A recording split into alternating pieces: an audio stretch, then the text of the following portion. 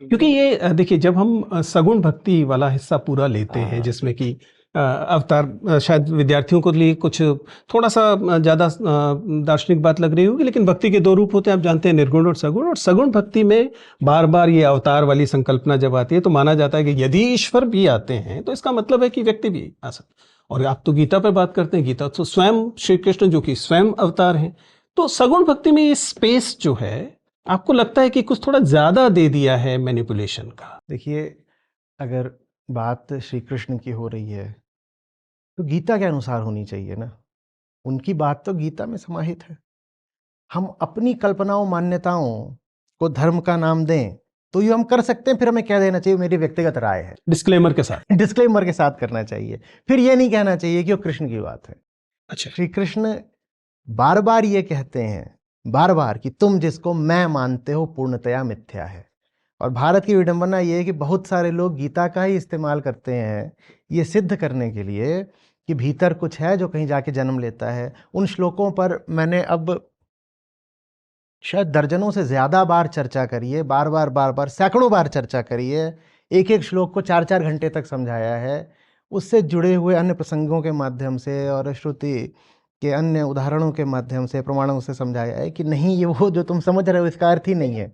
इस पूरे धार्मिक प्रपंच में इतनी गुंजाइश क्यों है कि इसका इतना मिस एप्रोप्रिएशन हो सके? क्योंकि सच्चाई ये है कि अगर मैं अपने आसपास देखता हूं तो मुझे लगता है कि रैशनैलिटी के रास्ते में, तार्किकता के रास्ते में, मैं गलत हो सकता हूं लेकिन मेरी समझ है कि तार्किकता के रास्ते में ये वाली भ्रांतियां जो अलग अलग तरीके से धर्म के नाम पर आती हैं, उनकी बहुत बड़ी भूमिका है। और मतलब हम लोग तो उस एक्सट्रीम तक जाते हैं जब हम ये कहते हैं कि भैया अगर स्पिरिचुअलिटी के साथ साथ धर्म आना ही आना है तो इससे तो अच्छा है दोनों को छोड़ दीजिए। तो ये जो स्थिति है कि क्यों, why is it so that religion has this disproportionate amount of possibility of miss appropriation? अब रिलीजन माने क्या? रिलीजन अपने आप में कोई चेतन चीज तो होती नहीं है। जब आप कह रहे हैं तो रिलीजन क्या है? दर्शन पर आधारित होता है, ठीक है ना। थियोलॉजी तो बहुत बालक वाली बात होती है, फिलॉसफी पर आधारित होता है, दर्शन पर आधारित होता है। सारी समस्या ये आती है कि हम अपना धर्म चाचा ताई फूआ फूफी इनसे ले लेते हैं, या जो स्थानीय मंदिर में पंडित जी हैं उनसे ले लेते हैं। और जिन पुस्तकों से धर्म आया है हम कभी उनका मौलिक पाठ स्वयं नहीं करते। ये समस्या है सारी। और अगर हम उनके पास जाते भी हैं तो पाते हैं कि संस्कृत में है, उधर वो जाते हैं तो पाते हैं कि अरबी में है, हिब्रू में है, ये सब है। लेकिन ये पुस्तकें भी तो must be the product of the time. उनमें बहुत कुछ ऐसा है जो टाइमलेस है। देखिए, okay, tell me what exactly timeless is? Time के साथ वही तो बदलेगा ना जो टाइम का फंक्शन हो, जो टाइम के साथ बदल सकता हो।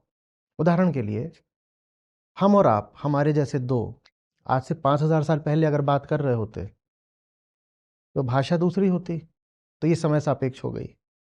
कपड़े दूसरे होते, समय सापेक्ष हो गए। पर बात के मुद्दों में क्या डर नहीं शामिल होता? बात के मुद्दों में क्या अहम नहीं शामिल होता? क्या पुनर्जन्म नहीं शामिल होता? क्या काम वासना नहीं शामिल होती? क्या असुरक्षा नहीं शामिल होती? अगर तब तक इसकी भाषा आ गई होती तो शायद होती। भाषा की बात ही नहीं, अनुभूति तो है ना लगातार। बच्चा पैदा होता है, 5000 साल पहले भी रोता था, आज भी रोता है। वो बच्चा जो पैदा होता है उसका जो रोना है वो अहंकार का रोना है, प्रतीकात्मक रूप से।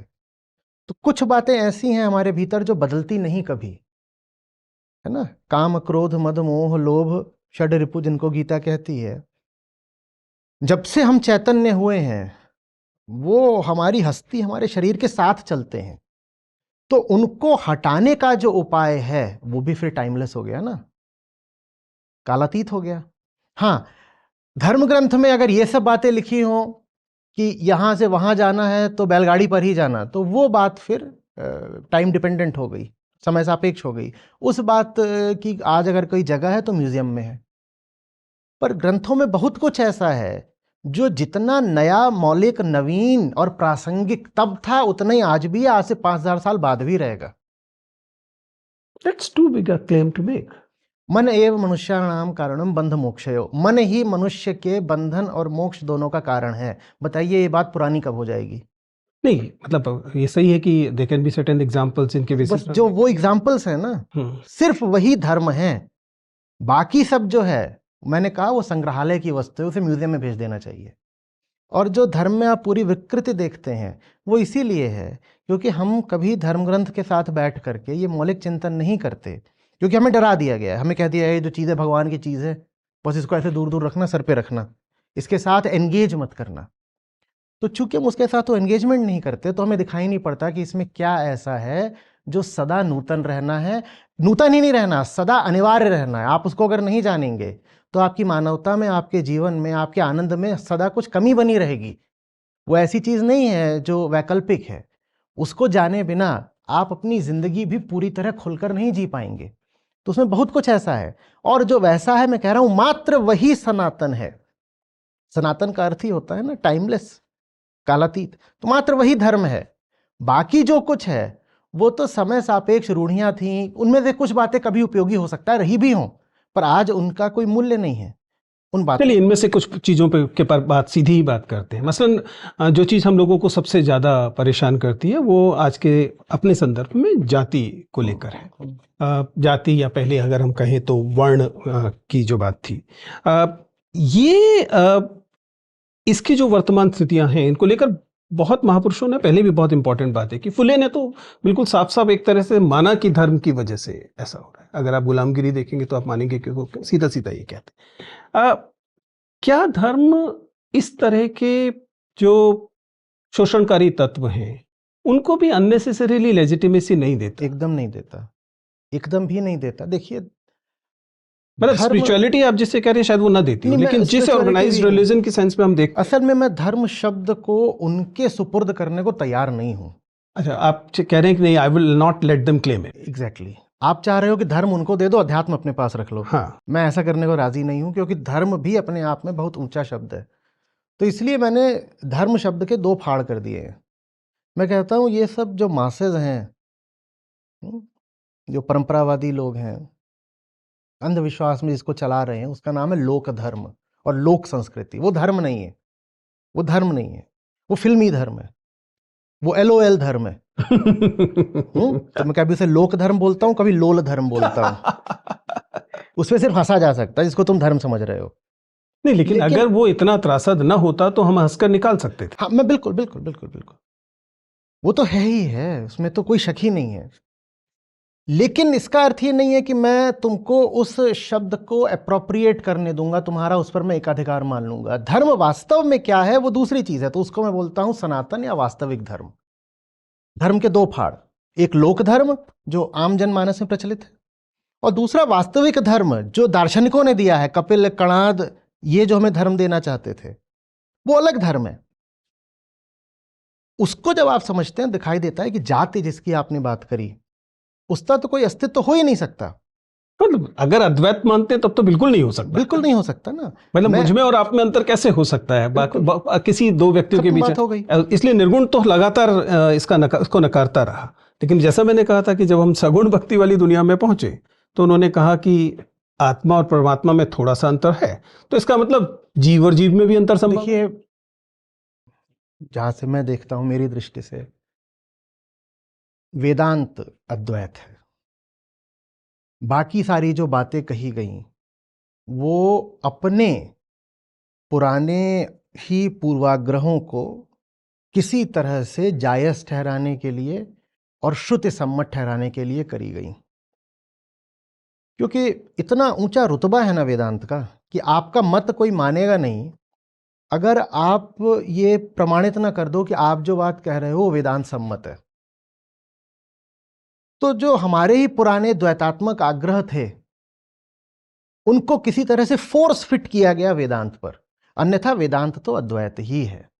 और ये बात अगर कोई वेदांत में प्रवेश करेगा तो उसको कुछ ही समय में स्पष्ट होने लगेगी कि ये सब बातें इधर उधर की जो हैं, मैं हूँ, मेरा एक रचयिता है, प्रकृति का किसी ने निर्माण करा था, वो आसमानों में बैठा है, ये लोग होते हैं, मरने के बाद जीवात्मा उस लोक में जाती है, ये सब है।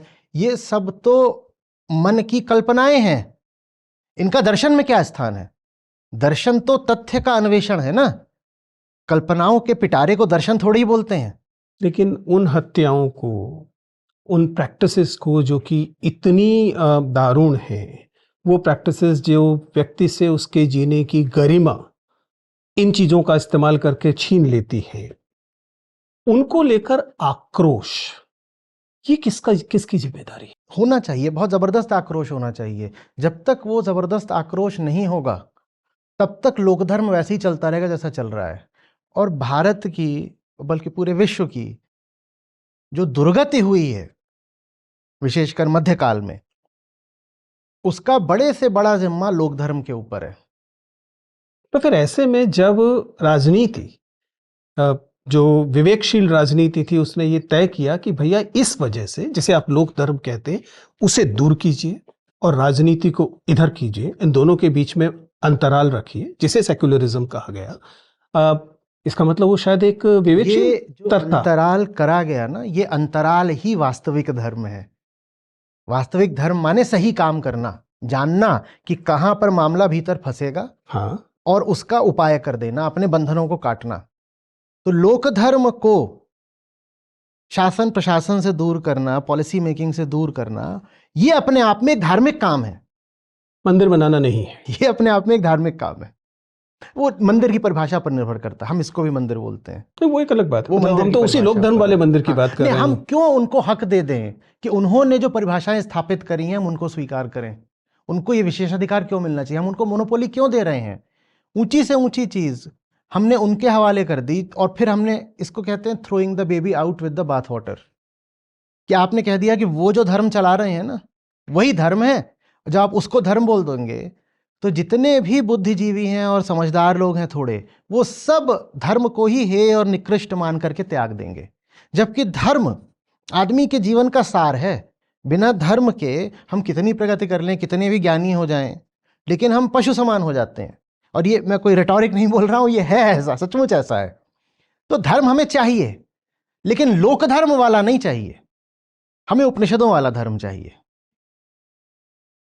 लेकिन जब तक उपनिषदों वाला ना आए तब तक लोक धर्म से मुक्ति पाने की कोशिश, लोक धर्म से मुक्ति पाने की जो ऊर्जा है और जो संकल्प है, वो सबसे ज्यादा आपको तब मिलता है जब आप उपनिषदों का संग कर लेते हैं। तब आपको समझ में आता है कि हमें मूर्ख बनाया गया है। असली धर्म अगर ये है तो वो किसने चलाया? फिर आप दूनी ऊर्जा से कहते हैं हटाओ उसको। पर एक स्वर मुझे इसमें उस अहम का फिर से दिख रहा है, मैं गलत हो सकता हूं, मुझे करेक्ट कीजिए, जिसमें यह है कि नहीं, मेरा वाला इंटरप्रिटेशन, हम कई धर्मों में ये देखते हैं बाकायदा। आप जानते हैं, इस्लाम की बात आपने की, क्रिश्चियनिटी की बात की, थैंकफुली हिंदुइज्म में कम से कम पहले ऐसा नहीं था, अब शुरू हुआ है कि मेरा वाला जो धर्म है बस वो वाला तो सही है, सच्चा है, बाकी को फेंक दीजिए। उल्टा है, न मेरा वाला न तेरा वाला, जिसने दिया उसका वाला, मेरा वाला नहीं। दिया वाला तो हर धर्म कहेगा कि मेरा वाला हुआ। मैं गॉड की बात नहीं कर रहा हूं, मैं रेवलेशन की बात नहीं कर रहा हूं, ठीक है। हमारे पास षड दर्शन है, हमारे पास बौद्ध दर्शन है, चारवाक दर्शन है, जैन दर्शन है, और उनके भी अलग अलग शाखाएं हैं हमारे पास। हमारे पास मौलिक ग्रंथ मौजूद हैं, हमें पता है वो वहां क्या कह रहे हैं, और उन्होंने बहुत समझा के बोला है। आपकी मेरी तरह वो भी शिक्षक ही थे और बहुत अच्छे शिक्षक थे, हमसे बहुत बेहतर शिक्षक थे, बहुत समझा के बहुत सरल करके बोला है। तो अगर आप वहां पर जाएंगे तो बहुत स्पष्ट हो जाएगा कि वो क्या कह रहे हैं। बात ये नहीं है कि मेरा आग्रह है कि मैं क्या कह रहा हूं मेरा इंटरप्रिटेशन सही मानो, बात ये कि उन्होंने जो कहा है, अगर वो अच्छे शिक्षक हैं तो मुझे उनकी बात समझ में आई होगी ना। वो अच्छे शिक्षक हैं और मैं भी बहुत एकदम बुद्धिहीन ही नहीं हूं तो मुझे उनकी बात समझ में। और फिर अगली जो बात आती है कंसिस्टेंसी की। अगर आपको ये दिखने लग गया है कि वो सब के सब एक ही बात कह रहे हैं तो मोस्ट लाइकली वो सच होगी। और ये बाइनोमियल थ्योरम हुआ करती थी गणित में। हाँ, और ये मैं एक एक्सरसाइज के तौर पे अपने सब छात्रों को हमेशा कराता हूँ। मैं एक तरफ बौद्ध दर्शन लूँगा और दूसरी तरफ मैं लाओ त्ज़ू को ले लूँगा, तीसरी तरफ अष्टावक्र गीता ले लूँगा, चौथी तरफ मैं रूमी को ले लूँगा, और उनको मैं कहूँगा अब जाओ और देखो कि ये जितनी बातें बोल रहे हैं वो बिल्कुल एक है कि नहीं है, और नहीं एक लग रही हो तो आके बताना, चर्चा करेंगे। चलिए थोड़ा सा इसके व्यवहारिक पक्ष को लेते हैं। आपका, मैंने, हमारी टीम ने भी रिसर्च किया, मैंने भी जितना समझने की कोशिश की, आप बार बार कहते हैं कि अगर हम इस वाले मार्क को समझते हैं तो हम और कुछ नहीं तो ज़िंदगी में, प्रैक्टिकल ज़िंदगी में अपने चॉइसेस को लेकर ज़्यादा वाइज हो जाते हैं, हमारे अंदर विवेकशील हम निर्णय लेने लगते हैं। हमारे दर्शकों में अधिकांश बच्चे हैं जिनके दो प्रमुख निर्णय बार बार बात आती है। एक जाहिर है कि रिलेशनशिप्स को लेकर होता है और दूसरा उनके करियर को लेकर होता है। उसे आप नौकरी कह लीजिए, स्टार्टअप्स कह लीजिए, जो कहना चाहें। एकदम प्रैक्टिकल टर्म्स में, एकदम प्रैक्टिकल टर्म्स में, जो 18-19 साल के बच्चे की समझ में आए वाले टर्म्स में, इन दो चीजों के सूत्र क्या हैं? व्यक्ति, और यहां पुरुष स्त्री दोनों हैं, लड़के लड़कियां दोनों हैं, वो अपने रिलेशनशिप के लिए जब पार्टनर्स को, जो कि उनकी बायोलॉजिकल जरूरत है, सोशल जरूरत है, सब तरह की जरूरत है, चुन रहे हों तो किन चीजों का ध्यान रखें? और जब वे अपनी नौकरी के लिए रास्ता चुन रहे हों, नौकरी कह लीजिए, करियर चेक कह लीजिए, क्योंकि हम जानते हैं कि इस समय तो जैसा आपने कहा ना कि सब के सब एकदम भेड़ बनकर चलिए जाइए धौलपुर हाउस में घुस जाइए वाले उसमें आते हैं, और हम लोग बार बार उन्हें समझाते हैं कि ये आपका अपना फैसला नहीं है, जब तक ये आपका अपना फैसला ना हो तब तक ये कतई नहीं करना चाहिए। लेकिन करना फिर कैसे चाहिए? इन दोनों चीजों पर आचार्य जी के सूत्र क्या है? चुनो ही मत। आप पूछ रहे हैं कैसे चुनो, मैं कह रहा हूं आप वो करिए जो करने के लिए आपने जन्म लिया है। जो एक तो है आपका जो पूरा बायोलॉजिकल एपरेटस है, वही ज़्यादा कंपेनियन की मांग करता है। जो मानसिक और भावनात्मक मांग भी होती है वो मूलतः शारीरिक मांग ही है। तो एक तो वो है जो मांग करता है, और दूसरी ओर चेतना है, वो किसी और उद्देश्य हेतु है, उसकी मांगें दूसरी हैं। वो कहती है मुझे बेहतर होना है, विचारों में स्पष्टता चाहिए, बोध चाहिए। आप अपनी ज़िंदगी उधर को बढ़ाते चलो, कुछ मत चुनो, फिर जो होना होगा वो हो जाएगा। कोई आपके जीवन में आना होगा, आ जाएगा। आपको क्या अनिवार्यता पड़ी हुई है कि मैं 25 साल का हो गया, मैं 30 साल की हो गई, तो अब मेरे लिए चुनना बहुत ज़रूरी है? ये क्या एक तरह का डर नहीं है? क्या ये एक तरह की नियम पाबंदी नहीं है? लेकिन डर भी उसी, जैसे हमने कहा कि बाहर से आया हुआ है, तो वह, जैसे हम उसका उत्पाद हैं, ऐसे भय भी उसका उत्पाद है। हाँ, तो हम उस डर को ना माने। तो आप कहते हैं कि ना तो हमें अतिरिक्त प्रयास किसी रोजगार के लिए करना चाहिए। रोजगार की बात अलग है, क्योंकि उसका संबंध पेट से है। देह तो पेट नहीं, देखिए, खाएंगे नहीं तो मर जाएंगे, पर संभोग नहीं करेंगे तो मर नहीं जाएंगे। हाँ, लेकिन जब आप देखते हैं आहार, निद्रा, मैथुन, वो सब एक ही क्रम में आते हैं। एक ही क्रम में आते हैं, पर उनकी तीव्रता में बहुत बहुत ज्यादा अंतर है। तो और नौकरी की बात भी अगर पेट से निरपेक्ष हो कि इतना है कि भाई पेट चलता रहेगा, तो मैं तो कहूँगा नौकरी भी मत चुनो। आनी होगी तो आ जाएगी। ये भी कोई आवश्यक नहीं है कि आप कह रहे हो कि अरे अब मैं 24 का हो गया, अभी तक नौकरी नहीं लगी, 28 का हो गया, नौकरी नहीं लगी। लेकिन आमतौर पे वो चुनना ज़रूरी होता है, क्योंकि पेट का सवाल होता है, तो वो चुनना पड़ेगा। तो जब नौकरी की बात आती है तो अपने आप से पूछो कि दिन भर आप जो करोगे उससे आपके जो भीतरी बंधन हैं वो कटेंगे या बढ़ेंगे। मैं कहा करता था अपने छात्रों से कि आप लोग एक स्वॉट एनालिसिस करते हो, स्ट्रेंथ, वीकनेस, अपॉर्चुनिटी, थ्रेट। तो आप अपनी जहाँ स्ट्रेंथ देखते हो और फिर जहाँ पर आप अपॉर्चुनिटी देखते हो, वहाँ पर आप तुरंत पंजा मार देते हो, कहते हो यहाँ मेरी स्ट्रेंथ है और अपॉर्चुनिटी है। लगभग ऐसे कि इधर मिड ऑन की तरफ मेरी स्ट्रेंथ है और फुल टॉस जो है वो अपॉर्चुनिटी है, तो लगा छक्का। तो उल्टा करा करो। ज़िंदगी स्ट्रेंथ पर खेलने के लिए नहीं है, ज़िंदगी वीकनेस को काटने के लिए है। काम वो चुनो जो तुम्हारी वीकनेस को काटे। जहाँ तुम स्ट्रांग हो ही वहाँ पे तुम्हें क्या करना है, वहाँ पर तुम फिर कामना पूर्ति करोगे, कहोगे मैं यहाँ स्ट्रांग हूँ तो मुझे पैसे और ज़्यादा दो, एम्प्लॉयर से डिमांड करोगे। काम वो चुनो जिसमें पेट तो चल जाए, लेकिन साथ ही साथ वो होता रहे जिसकी खातिर पैदा हुए हो। और फिर वहाँ पर वो जो प्रश्न होता है ना, मैं हूँ कौन, जिसकी मैंने आपसे बीच में भी चर्चा करी थी, वो बहुत प्रासंगिक हो जाता है। मैं हूँ कौन, जब मुझे पता होता है मैं कौन हूँ, तो मुझे पता होता है कि फिर मैं किस लिए हूँ, और फिर मुझे ये भी पता होता है कि मुझे नौकरी कौन सी चुननी है। फिर ये भी अपने आप स्पष्ट हो जाता है कि ज़िंदगी में साथी कौन सा आएगा, चाहे वो पुरुष साथी हो, स्त्री साथी हो, एक साथी हो, 50 साथी हो, मुझे बसना कहाँ है ये भी स्पष्ट हो जाता है। मुझे कौन से निर्णय किधर के कब करने, सब स्पष्ट होते जाते हैं। एक बार जब ये मूल बात स्पष्ट हो जाती है, मैं कौन हूँ, और ले दे करके वो भीतरी एक सिंगल पैरामीटर कौन सा है जिस पे मुझे हमेशा नज़र रखनी है। वो जो भीतर एकमात्र चीज़ है जिस पे हमेशा नज़र रखनी होती है वो ये है, मैं भीतर से और ज़्यादा आज़ाद हुआ कि नहीं हुआ, बंधन कटे कि और बढ़े, बेहतर देख पा रहा हूं या भ्रमों में ही जी रहा हूं, डर के चलाए चल रहा हूं हमेशा की तरह, या देख पा रहा हूं कि डरने के लिए कुछ है ही नहीं।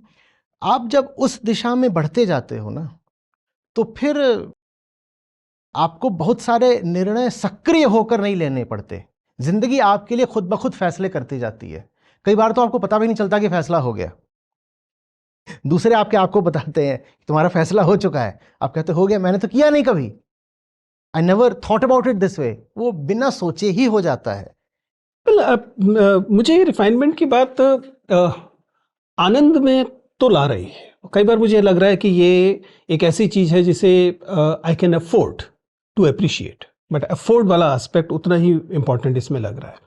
मैं जानना चाह रहा हूं कि क्या अन्यों के लिए, ये सब तो अपनी व्यक्तिगत, इसमें मतलब मुझे लगता है कि वैयक्तिकता इसमें बहुत गहराई से कूट कूट कर भरी हुई है इस वाली संकल्पना में, क्या किसी अन्य के लिए संघर्ष का? आप कह रहे हैं कि कंडीशनल है ये बात, जिसके लिए मुनासिब हो वो कर सकता है, इसके लिए नहीं हो नहीं कर सकता। नहीं, मैं इससे ज्यादा ये कह रहा हूं कि ये शायद जो अफोर्ड कर सकता है, जो जिसकी परिस्थितियां वैसी हैं, जो जिसकी परिस्थितियां ऐसी हैं, उसके पर्सनल, व्यक्ति सापेक्ष है। हाँ, शायद सब कर सकते हैं अपने लिए तो, लेकिन मैं जानना चाहता हूं दूसरा सवाल, मैं ये कि क्या मुझ में और पशु में कुछ अंतर रह जाएगा जब केवल मैं अपनी ही सोच रहा हूंगा?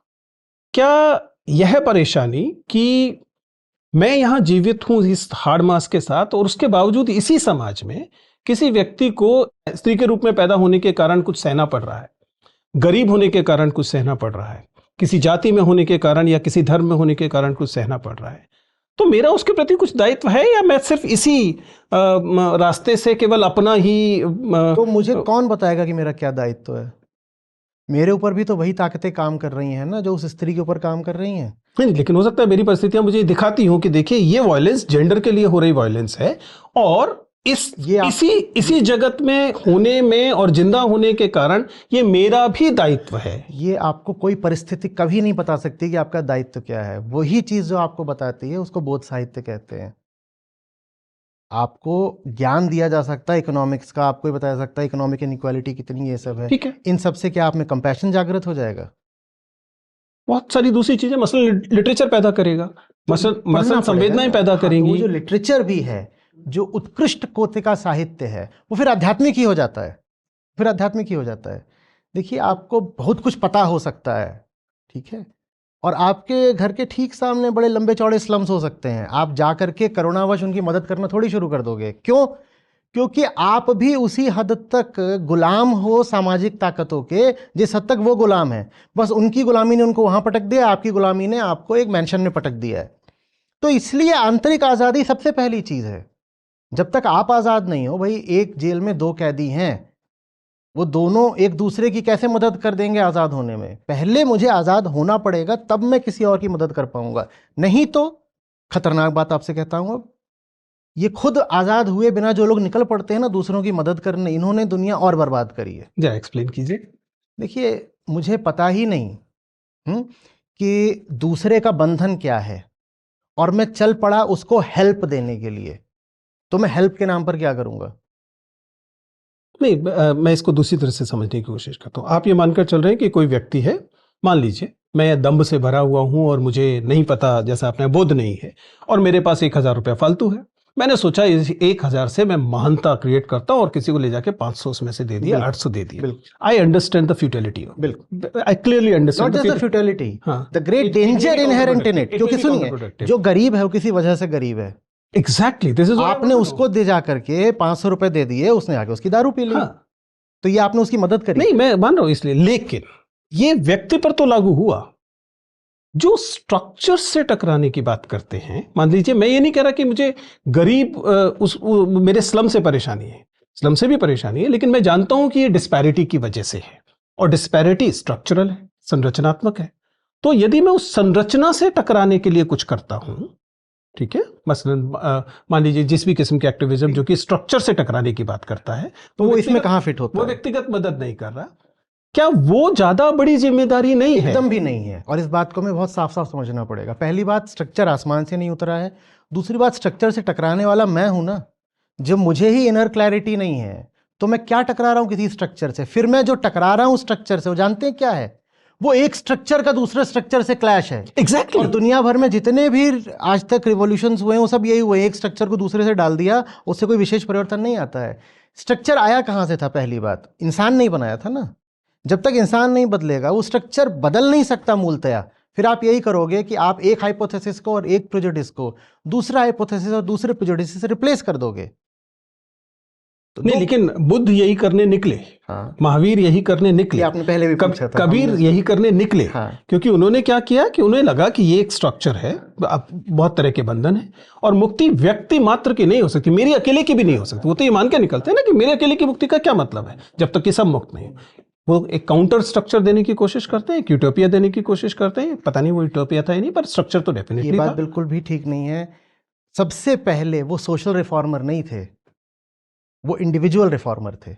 सोशल रिफॉर्म वो तो छाया होती है व्यक्ति के उद्धार की। बुद्ध पहले अनात्मा की बात करते हैं, पहले अहंकार काटते हैं, उसके बाद आता है कि व्यक्ति और व्यक्ति के मध्य समता होती है। वो बात की आती है कि बौद्ध मत में जातियां नहीं होगी, शोषण नहीं होगा, हिंसा नहीं होगी। वो बात बहुत बाद की स्ट्रक्चर खड़ा हुआ ना, वो बाद में आता है। वो स्ट्रक्चर कहां से आया? वो स्ट्रक्चर इनर क्लैरिटी से आया। बुद्ध सर्वप्रथम मानव के अंतर जगत के दार्शनिक हैं। समाज सुधार बाद में पीछे पीछे अपने आप चला आता है। जो लोग समाज सुधार की पहले कोशिश करते हैं बिना अपने आप को सुधारे, बिना मानव के भीतर की दुनिया को जाने, वो और गड़बड़ खड़ी कर देते हैं। अंबेडकर, देखिए, जिस हद तक किसी को इनर क्लैरिटी होगी उसी हद तक वो जो करेगा वो आगे चल करके लोगों के लिए यूटिलिटी का हो सकता है, नहीं तो बस वो कन्फ्लिक्ट पैदा करेगी चीज़। वो भी पढ़े लिखे आदमी थे, दुनिया भर की किताबों को उन्होंने अध्ययन करा था और इसीलिए उन्होंने बहुत सारी जो बातें बोली वो आज भी हमारे लिए काम की हैं। जो हमारा मैं लेकिन के बाद का वाक्य सुनना चाह रहा हूँ। हाँ, जैसे जो हमारा जो संविधान है, उदाहरण के लिए 2-3 बार मैंने इस पे पूरी लंबी चौड़ी बात करी है कि जो हमारा संविधान है, विशेषकर जब लोग आते हैं ना कहते हैं हिंदू राष्ट्र चाहिए, ये संविधान नहीं चलेगा, मैं उनको कहता हूँ तुम्हारे संविधान में प्रियम्बल को लेके मैंने समझाया था, एक एक बात जो लिखी हुई है वो वेदांत की ही तो बात है। तुम और कौन सा हिंदू राष्ट्र लाना चाहते हो? तुम्हें लगता है कि ये दुनिया भर के सब संविधानों से प्रेरणा लेकर के यहाँ पे डाल दिया गया है, पर उसको और तुम वहाँ पर देखोगे तो वहाँ जितनी बातें हैं वो वेदांत की ही हैं। बात यह है कि जो मानव के उच्चतम मूल्य हो सकते हैं वो संविधान में पहले से मौजूद है, तो तुम्हें उसको बदलने की कोई ज़रूरत है नहीं। तो पहले उन उच्चतम मूल्यों को स्वयं जानना ज़रूरी है, उसके बाद ही किसी किस्म का समाज सुधार हो सकता है। आप कबीर साहब की बात कर रहे हैं। कबीर, अभी जो हमारा शिक्षण कार्यक्रम चल रहा है उसमें से 6 धाराएं हैं जिसमें से एक कबीर साहब को समर्पित है। आपने महात्मा बुद्ध की बात करी, एक धारा माध्यमिक दर्शन को समर्पित है, एक धारा वेदांत को समर्पित है, उसमें अष्टावक्र गीता है, कठोपनिषद है, भगवद गीता है। तो ये जितने लोग जो बातें कर रहे हैं वो सब सर्वप्रथम यहाँ की हैं। ये फिर इसके बाद खुद ब खुद हो जाता है। जैसे मैंने आपसे कहा था ना कि चुनने की ज़रूरत नहीं है, उसी तरीके से जब यहाँ ठीक होता है ना मामला, तो फिर आप असहाय हो जाते हो, विवश हो जाते हो। आपके माध्यम से समाज सुधार अब होके रहेगा। आप ये कर ही नहीं पाओगे कि अब मैं समाज सुधारक नहीं हूँ। आप मजबूर हो जाओगे, आपको निकल के समाज सुधार करना पड़ेगा। करना भी नहीं पड़ेगा, वो स्वयं होगा, अब आपके माध्यम से होगा। अब